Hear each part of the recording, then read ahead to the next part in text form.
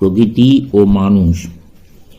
বিশ্বজগতের যেটুকু অংশ ভৌতিক স্তরে অভিব্যক্ত, শুধু সেইটুকুই প্রকৃতি বিষয়ক আধুনিক ধারণার অন্তর্গত। মন বলিতে সাধারণত যাহা বোঝায় তা প্রকৃতিরূপে বিবেচিত হয় না।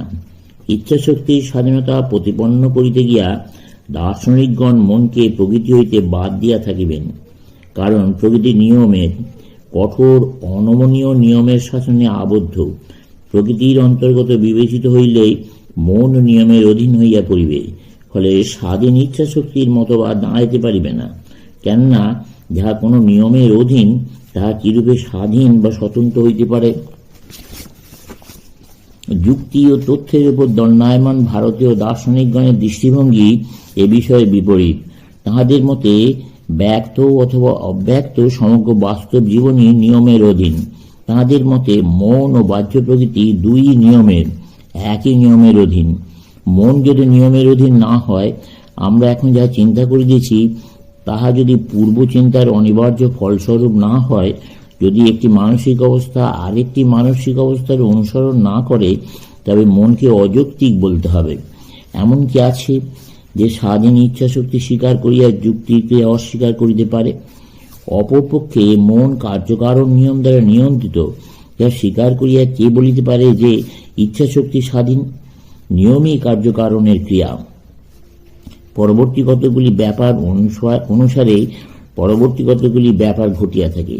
প্রতিটি পূর্বগামী ঘটনা বা কারণের অনুবর্তী কার্য আছে।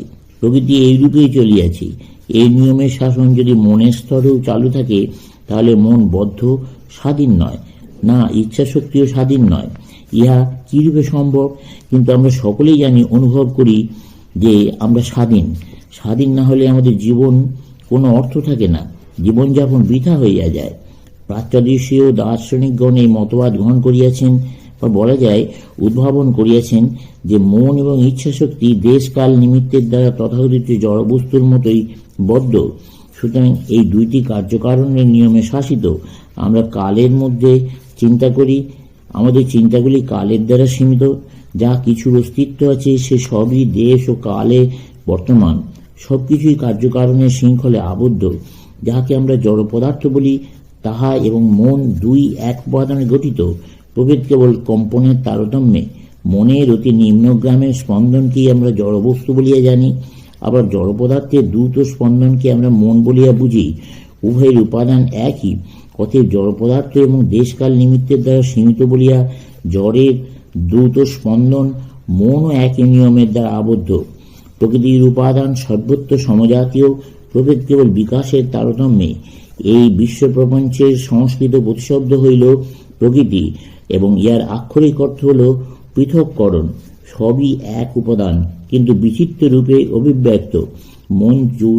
মন জড়ে রূপান্তরিত হয়, আবার জড়ও মনে রূপান্তরিত হয়। ইহা শুধু কম্পনের তারতম্য। একটি ইস্পাতের পাতলাও উহাকে কম্পিত করিতে পারে। এরূপ একটি শক্তি ইহাতে প্রয়োগ করো, তারপর কি ঘটিবে? যদি একটি অন্ধকার ঘরে এই পরীক্ষাটি করা হয়, তবে প্রথম তুমি শুনিতে পাইবে একটি শব্দ, একটি গুনগুন শব্দ। শক্তিপ্রবাহ বর্ধিত করো, দেখবে ইস্পাতের পাত্রটি আলোকময় হইয়া উঠিয়াছে। শক্তি আরো বর্ধিত করো, ইস্পাতটি একেবারে অদৃশ্য হইয়া যাইবে, উহা মনে রূপান্তরিত হইয়া গিয়াছে। আর একটি উদাহরণ লও।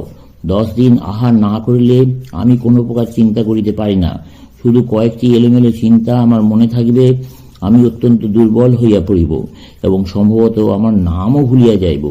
তারপর কিছু খাদ্য গ্রহণ করিলাম এবং কিছুক্ষণের মধ্যে চিন্তা করিতে আরম্ভ করিব। আমার মনের শক্তি ফিরিয়া আসিয়াছে, খাদ্যই মনে রূপান্তরিত হইয়াছে। তেমনি স্পন্দনের গতিবেগ কমাইয়া মন দেহে অভিব্যক্ত হয়, জড়ে পরিণত হয়। জড় ও মন এই দুইটি কোনটি প্রথম? একটি উদাহরণ সহ বুঝাইতেছি। একটি মুরগি ডিম পাড়িল, ডিমটি হইতে আরেকটি মুরগির জন্ম হইল। মুরগিটি আরেকটি ডিম পাড়িল, ডিমটি হইতে আবার আরেকটি মুরগির জন্ম জন্মিল। অনন্ত কার্যকারণ পরম্পরায় এই রূপে চলিতে থাকিবে। এখন কোনটি প্রথম, ডিম না মুরগি? এমন কোন ডিমের কথা কল্পনা করিতে পারো না যাহা কোনো মুরগি হইতে জন্মায় নাই, অথবা এমন কোন মুরগির বিষয়ে চিন্তা করিতে পারো না যা ডিম হইতে ফোটে নাই।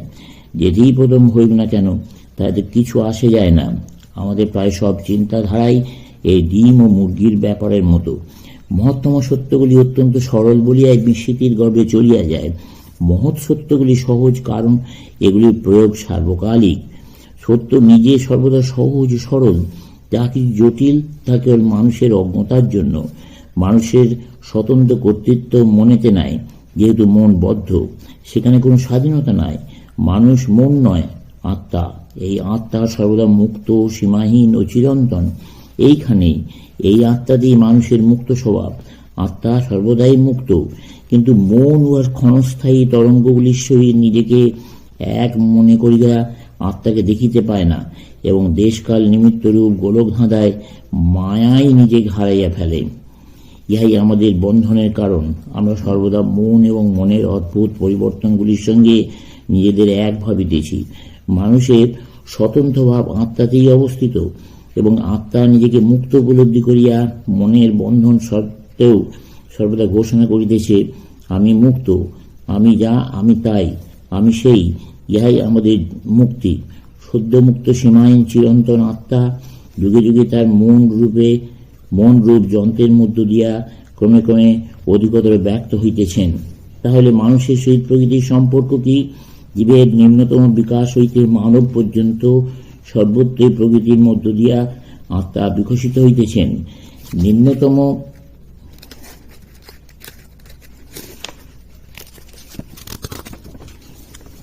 অভিব্যক্ত জীবনের মধ্যেও আত্মার শ্রেষ্ঠ বিকাশ নিহিত আছে। ক্রমবিকাশের প্রক্রিয়ার মাধ্যমে আত্মা নিজের বিকাশ সাধন করিতেছেন।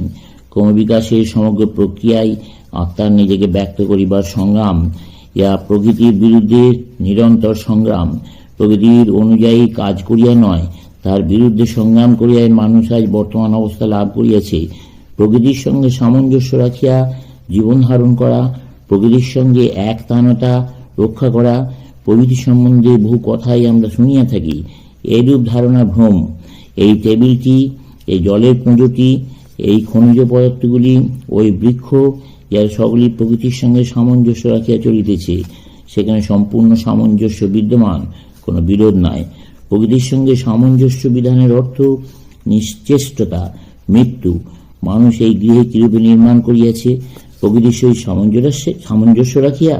না, প্রকৃতির বিরুদ্ধে সংগ্রামের মধ্য দিয়াই ইহা নির্মিত হইয়াছে। প্রকৃতির বিরুদ্ধে নিরন্তর সংগ্রামের পথেই মানুষের উন্নতি, প্রকৃতির অনুগত হইয়া নয়। সমাপ্ত।